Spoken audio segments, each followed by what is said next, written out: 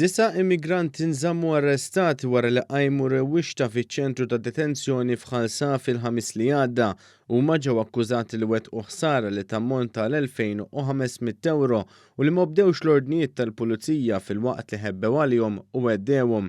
L-Ispettur Rodri Kattart spjega fil-qorti kif huma ġew arrestati wara li bdew iwadbu xi oġġetti lejn il-pulizija. Waqt li l-qorti kienet qed tidentifika lill-akkużati tqajjem il-punt li kien hemm nuqqas ta' qbil bejn l-ismijiet tal-akkużati li ppreżenta l-pulizija u l-ismijiet li kellhom tnejn mill-immigranti fuq id-dokumenti tal-identifikazzjoni tagħhom. Wara li s-seduta twaqqfet għal madwar kwarta, l-Ispettur Rodri Kattart irtira l-akkużi diġà ppreżentati fl-atti u ppreżenta oħrajn ġodda.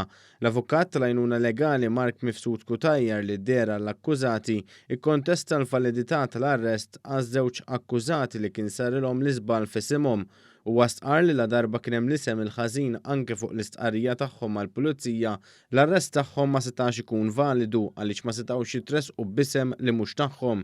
L-ispettur saħaq li peress li huma kienu ġew identifikati u arrestati waqt li kienu qed iwettqu l-allegati reati, l-arresti kellhom ikunu validi. Il-qorti preseduta mill-Maġistrat Jana Mikallef Stafraċ ikkonvalidat l-arrest minħabba li għalkemm kien hemm iżball fl-isem, il-persuni mresqa fl-awla kienu l-istess persuni li kienu għamlu l-istqarrija mal-pulizija tul l-investigazzjonijiet. Id-9 immigranti wieġbu mhux ħatja l-akkużi miġjuba kontrihom filwaqt li ma saritx talba għal ħelsien mill-arrest.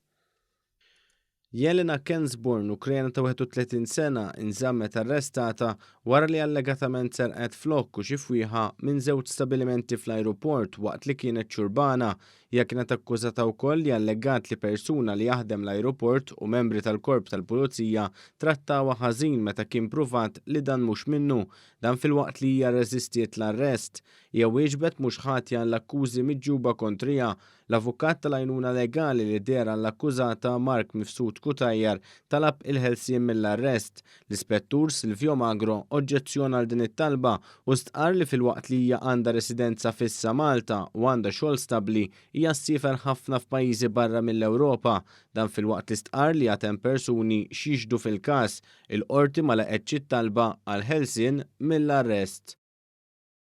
Conel Osem ta' 16 sena intbat 6 xhur ħabs wara li ammetta li uża dokumenti folozz jew iffalsifika dokumenti. Il-ġuvni mill-Kosta tal-Lavorju wieġeb ħati tal-akkużi miġjuba kontrih filwaqt li talab apoloġija u stqar li ma kienx l-intenzjoni tiegħu li jagħmel użu minn dokument fals.